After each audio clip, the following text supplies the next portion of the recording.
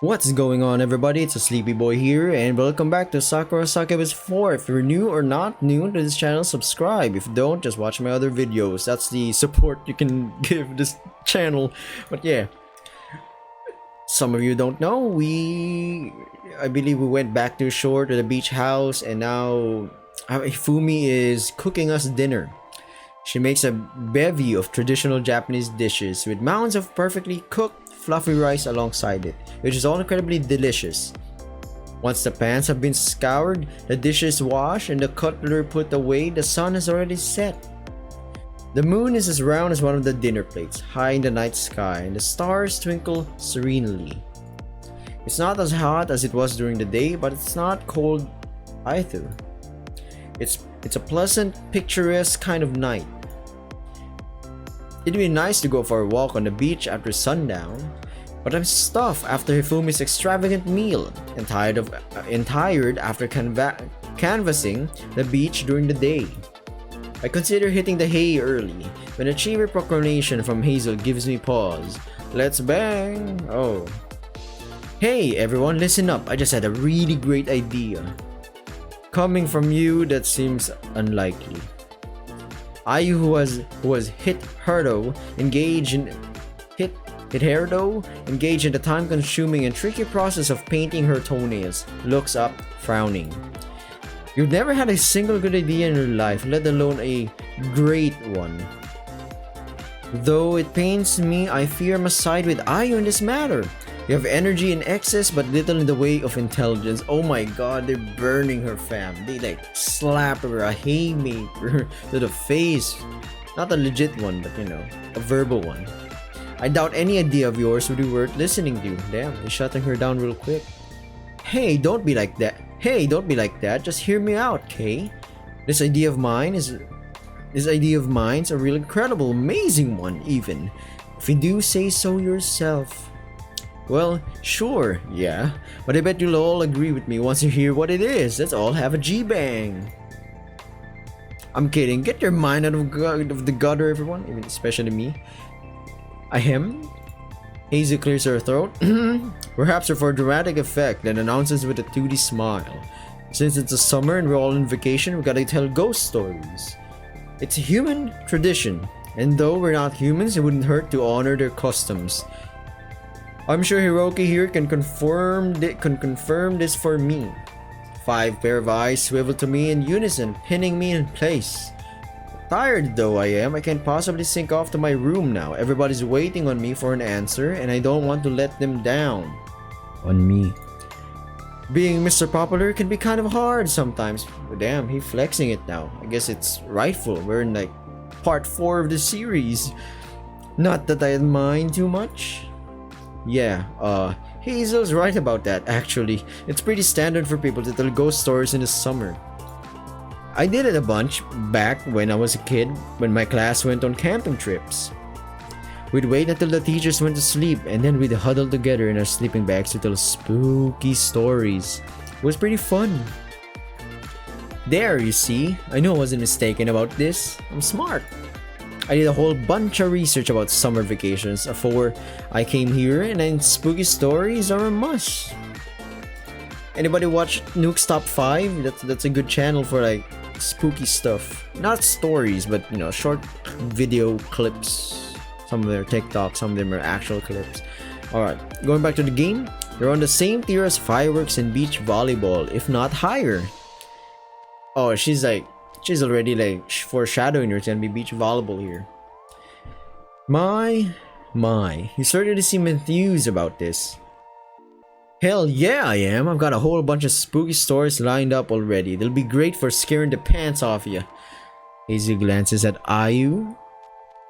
Or skirts off ya. Let's work up a cold sweat together, it'll be a good bonding experience. As if. Bitch. In case you've forgotten, Hazel, I am an idol. We are pure, perfect beings, and we most certainly do not sweat. Okay? You don't? Of course I don't. It would sully my image, you dimwit. I'm surprised your rotten attitude doesn't do that already.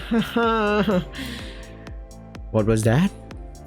Nothing. I was just thinking to myself. And yet, despite that, you were being awfully loud.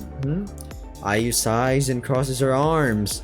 If you must think uncharitable things about your betters, it would be hove you do so within the confines of your own skull.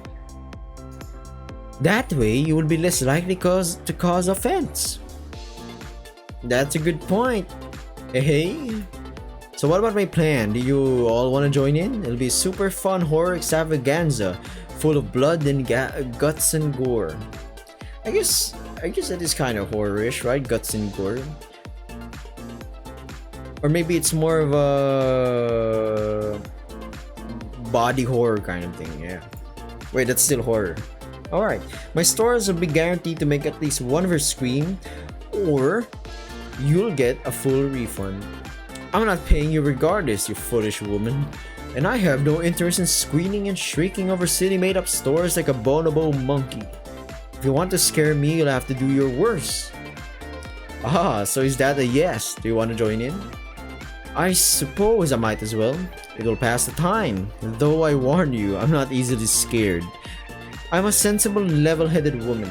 Fantasy monsters cannot frighten me. They are far less ominous than my more dedicated fans. I have scrolled through a few of my fans' forum, and the things people say there beggar belief. Ayu shudders. Nothing would disturb me more than Reddit, all the inflation fanfiction I unwittingly stumbled across, featuring yours truly. Ooh, I think I might have read some of those fics myself, actually. Why have you been reading fanfiction about me?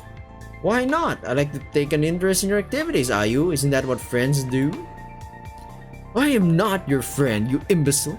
I tolerate you, but that does not mean I like you, and I do not want you looking up perverse fans' works of me. It's disturbing. It's okay, I don't think any less of you because of it, Ayu. Besides, there's a bunch of weird fan art and fanfic of me too. Nothing can shock me now. You say that, but my horror stories have been fermented in my head. Oh, I've been fermenting in my head for a while. They're incredibly potent now, like kimchi. Do you think you can handle it, Cosmos? Yes, I can. This sounds like fun. I do think the proposition is a charming one. I'm very fond of ghost stories. Himeno Kiyosaku is one of my favorite authors. I love the eerie atmosphere that prevails in the majority of his stories. Write down the comments below if you have any favorite horror author, writer. I'll list down like Stephen King, Junji Ito, some of those people, but those are like popular people. Alright, going back to it. I'm not so sure about this myself, Marna said. Marna, who has been oddly quiet during this exchange, now speaks up, frowning, she says. It sounds like a waste of time. Horror stories, as well as we all know, are nothing but nonsense. There are vastly more important things in this world to discuss than silly fantasy screeds. That is true enough, but you could say that of any work or fiction. They're all imaginative works, but that does not make them less worthy than a documentaries or biographies. Indulging in fiction can allow one to experience a wide gamut of emotions, all the while in the comfort of one's home. It can be most edifying, relaxing too. For me, yeah, at night I watch like horror videos or something, like ghost videos, and I sleep on it. Of course, I won't be watching them like in the early night or something, like 6 p.m. because that would like mess with my mind. You ought to try it, Marna. You might enjoy it. I doubt that very much, but well... Marna calls a stand of white hair about one finger, her brow furrowed.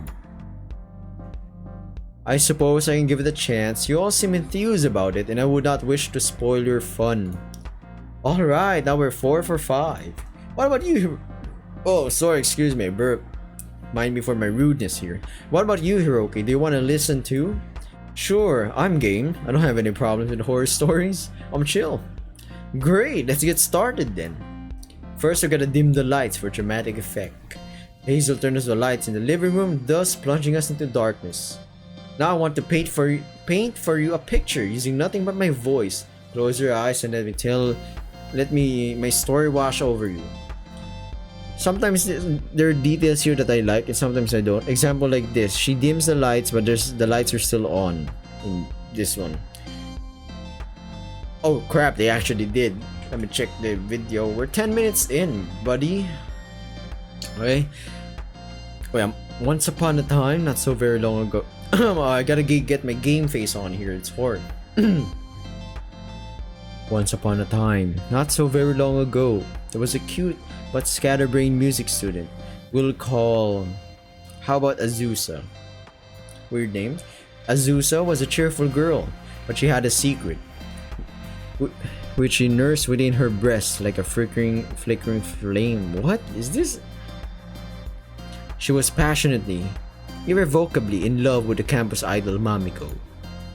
Mamiko was a beautiful girl from a wealthy family, with all the affectations of affluence. She wore expensive clothes, sprayed herself with floral perfume, and her hair was neatly teased into curls. She could play numerous instruments, her essays received the highest praise, and she was the darling of all the faculty, and most of the student body too. Azusa knew when first she laid eyes upon Mamiko that she had to have her for her own, but their social standings were so disparate. Am I correct? Disparate. Azusa feared Mamiko would never return her feelings. Azusa was cast into the doldrums of blackest despair. But while she wallowed, a rumor began to spread around campus. According to this rumor, one needed only to take a candid photograph of their beloved and text it to a mysterious woman called Venus. Then, the pair would be bonded together for all eternity.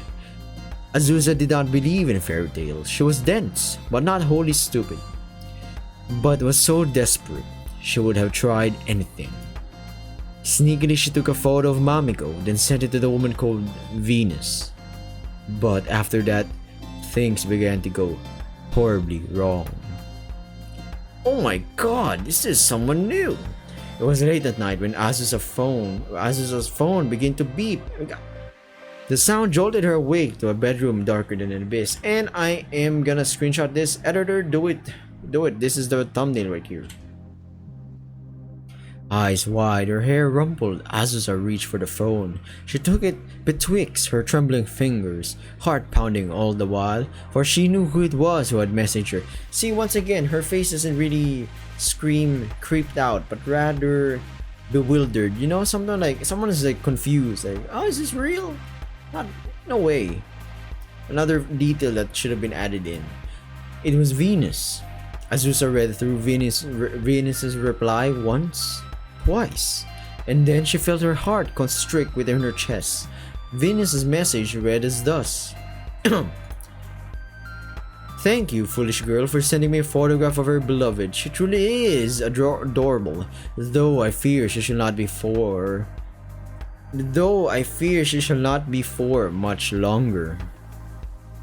I am a fair witch, and I shall use my powers to bind you, as per the rumors. It will not do to go back upon my word. But alas, I will not let you get what you want that easily. Are you not familiar with the age-old saying that one ought to be careful what they wish for? If you truly loved this woman, you would confess to her on your own, but you did not.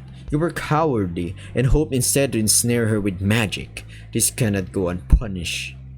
My powers are great, and with it you shall get what you want, but not in the manner you envision. Mamiko's soul shall be mine, but her body is yours. You may do with it as you will for all eternity, until it begins to rot, but she will not be the woman you remember. Her essence now belongs to me. She is naught but a husk, and she will haunt you for the rest of your days. Can you not hear her, foolish Azusa? She is coming to you this very moment, dragging her feet behind her. As I type, she is standing outside your home, and soon she will be gone. I'm sorry, I'm like about to be dead here. I need sleep. She will begin to knock. As you may imagine, Azusa was terrified by this message. She gripped her phone in her hands, curled up on her bed, and tried to console herself.